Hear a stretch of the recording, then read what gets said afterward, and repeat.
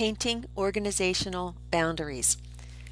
This is a story about a man, Dr. Albert C. Barnes, the city of brotherly love, Philadelphia, a Philadelphia suburb, Marion, Governor Ed Rendell, Attorney General Mike Fisher, Lincoln University, three powerful not-for-profit foundations, and the world's greatest collection of Impressionist, Post-Impressionist, and modern art, including 181 Renoirs, 69 Cézannes, 46 Picassos, and 59 Matisses.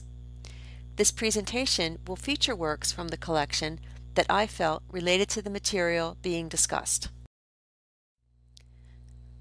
The life of Dr. Barnes. Dr. Barnes was born in 1872, grew up brilliant and poor in Philadelphia, graduated from high school with a bachelor's degree, made money boxing to pay his medical school tuition at the University of Pennsylvania, became very wealthy inventing, patenting, and manufacturing the silver-based eye drops put in most newborns' eyes, collected great art and powerful enemies during his lifetime, and died suddenly on a Sunday afternoon in a single-car crash in 1951. Now the story gets interesting and enters the public sector. My case presentation will be a retelling of the story of the Barnes Foundation based largely on a book, Art Held Hostage, by John Anderson, and the movie based on it, The Art of the Steal, by 914 Pictures. I will incorporate select material from Weimer and Vining's Chapter 13 and raise questions throughout the retelling. That chapter, Government Supply, Drawing Organizational Boundaries, addresses when various institutional structures are the best providers of a resource. In the Barnes story, we are looking back at decisions already made about a resource, at a government that has already structured the providing of the service. Who owns a great man's art collection? When Dr. Barnes established his educational foundation, he appointed his protégée, Violet DeMazia, as chairwoman of the board. Upon her death, the world wondered what would become of the Barnes collection. Elite art institutions in Philadelphia assumed that one of them would receive the collection. They were wrong. In his indenture of trust, a document like a will, where a person specifies how they want their property managed after their death, Dr. Barnes specified restrictions that the collection was not to be moved or opened to the public. He created an educational institution and left the collection to an educational institution, the small, historically black Lincoln University. Lincoln appointed a series of chairmen, ending with Bernard Watson, who had served on the Pennsylvania Convention Center Authority Board. The Convention Center is located in Philadelphia. Mr. Watson's interests also seem to be located in Philadelphia's tourism money. The Barnes was running low on money. Three charitable foundations appeared with offers to help.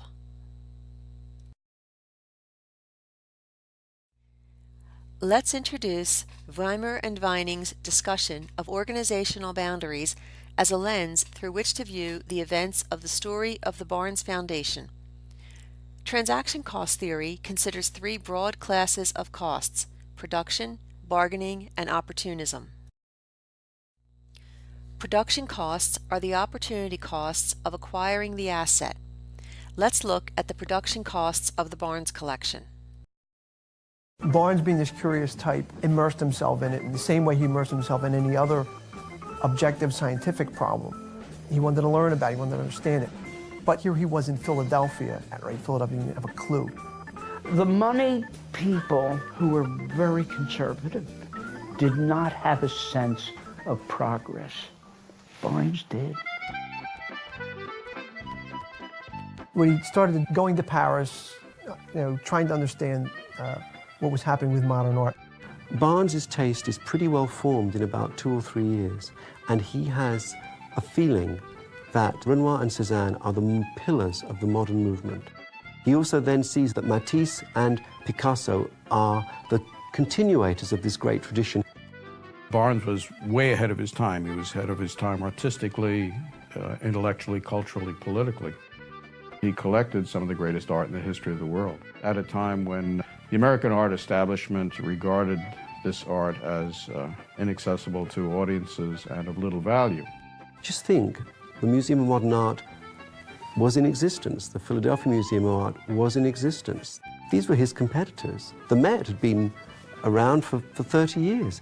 It's this extraordinary moment where one man was able to buy some of the very greatest works before museums were competing, before MoMA and Philadelphia and Boston were actually saying, we have to buy these artists as well. Dr. Barnes used his money to acquire the art. Clearly, he paid the production costs. Through the indenture, he relied on the state of Pennsylvania to care for his property. To provide the social service of bringing his great collection to the public, legal battles were waged to produce a broken indenture that loosed the collection to become acquirable. Bargaining costs are the costs from negotiating contract details. The Barnes story involves two levels of bargaining costs. First, the indenture, as protected by the state, must be bargained with, so that the Barnes collection can be loosed from the restrictions, and then there can be bargaining as to who will take control. As Weimer and Vining point out, the best means for delivering a service can often be a public-private partnership. Let's look at some of the bargaining costs surrounding the Barnes Foundation. When they opened the foundation, I never knew it was in the works. The day they opened it, she called me up and said, they're letting the public in. I think she was in tears. Annenberg is seen as the guy who got the Attorney General and the state Supreme Court to make the Barnes Foundation be open to the public at times that it wasn't supposed to be. And so Annenberg is seen as taking the first little crack at Dr. Barnes' trust. Thank you to Lucinda Gleason and the Enquirer. He has this marvelous excuse to persuade the court that the building is in such disrepair that it's going to have to be closed down for a couple of years. Let me take the Barnes art on tour and charge other museums for the privilege. As a lawyer, there's a provision in the trust that provided that, in fact, you could change, it's called cypre. You can change a provision if it's necessary to carry out the donor's intent to the least extent possible. If you can't do exactly the terms of the will, there's the French term, cypre. Cypre, c'est possible. As near as possible, do what the donor wanted. And how in the world can they fucking think that this is near as possible, but this is exactly what he didn't want. Every ounce of it is what he didn't want. I was told by everybody that it couldn't be done. It wouldn't be done. Nobody will do it. I said, well, we're gonna do this. Do what you have to and not what you're told. Negotiated a deal that watered down Lincoln's participation in the management of the foundation. Yeah, he betrayed Barnes, I think, first. But to the extent Lincoln put people on the board thinking, well, you're going to keep Lincoln in the picture, he betrayed them too. I had to explain to them that maybe the Attorney General's office would have to take some action involving them that might have to change the complexion of the board. And whether I said that directly or I implied it, I think they finally got the message. And when they say, you mentioned that it was portrayed that I was the bad cop and the governor was the good cop. The governor had the money. And the governor had some money he was willing to add on to it, so that automatically made him a good cop. Where do you see bargaining happening here? Who is bargaining?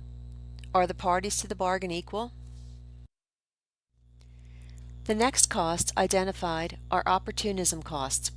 Quoting from page 314, opportunism is behavior by a party to a transaction designed to change the agreed terms of that transaction to be more in its favor. We can see two instances of opportunism in this story. The first is Philadelphia wanting to decorate its museum district with the Barnes collection, and the second involves a not-for-profit. This has been a journey, and we're not completely finished yet, but let me tell you something. It's one of those things that will make our city special for a long, long time. You will not be able to go to Houston and see the Barnes collection. You won't be able to go to Boston. You won't be able to go anywhere else. If you want to see it, you come to the city of Philadelphia. And so it is with a great sense of pride that we come here today so that the Barnes collection can be moved from Lower Merion? From Marion. Actually, I paused to tell you that I was on a bike ride not too long ago and rode right past the place. And I said, see you soon in the city of Philadelphia on the Benjamin Franklin Parkway. And then you have the secondary benefit of what this would do to continue Philadelphia's drive to be a great tourism and destination. One of the nation's largest private foundations is now a charity. The Pew Charitable Trusts control $4 billion in assets. The change in status will save Pew millions of dollars in taxes, and it will have fewer restrictions on how it can spend its money. From member stations. One of the other things we didn't know was that Pew was in the process of converting itself for tax reasons from a private charity into a public charity. One thing that a public charity has to do is demonstrate that it has the capacity to raise money, very large sums of money. Pew also cited another potential tourist draw, a new building for the Barnes Foundation in downtown Philadelphia. Pew CEO Rebecca Reimel says the new charity could not only raise money for the move, but administer those funds at no cost to the project. The Barnes was one example of what we could do as a public charity that we can't do as a private foundation. Do you see opportunism in these transactions? Weimer and Vining suggest 3 factors that can predict bargaining and opportunism costs. In our story, we are not predicting since the events already occurred. This provides an opportunity to assess the predictive factors posited by Weimer and Vining. We will look at the transaction of managing the Barnes collection. The first factor, task complexity, is the degree of difficulty in specifying and monitoring the terms and conditions of the transaction. As task complexity increases, bargaining and opportunism costs are predicted to increase. Considering the task of acquiring the right to manage and the actual management of the Barnes collection, what do you think of the task complexity here and its relationship to the bargaining and opportunism costs? The second factor, contestability, describes a market where there is high competition to provide the service. A highly contestable market has a lot of potential service providers. While there is only one provider of the Barnes art collection, the works themselves, was the management of the collection a contestable market? Among other predictions, higher contestability is predicted to decrease opportunism at the contract and execution stages, and low contestability increases opportunism during the post-contract stage. That is, when there is limited opportunity to replace a party to a contract, that party can extract opportunism costs from the other party. Do you see contestability about the management of the Barnes collection? Lastly, asset specificity can affect bargaining and opportunism costs. Asset specificity refers to the uniqueness of the assets related to the service. That uniqueness can take various forms: physical, location, temporal, human. Asset specificity increases the potential for opportunism. Do you see asset specificity impacting opportunism costs? Recognizing that opportunism costs are an inefficiency in transaction, Weimer and Vining ask, can opportunism be controlled by the use of not-for-profits? Look, charity is big business. If you're really in it for altruism, you're going to be a pink lady in a hospital, you're going to be, going out feeding the poor from your church's outreach group. These people are power brokers. Don't for 1 minute think that if Rebecca Rimmel finds that, well, I now have $400 million a year to give away and manipulate various things in the state or in the city with what clout I have, boy, can you imagine how much clout I'll have with $1 billion a year to give away instead of only $400 million?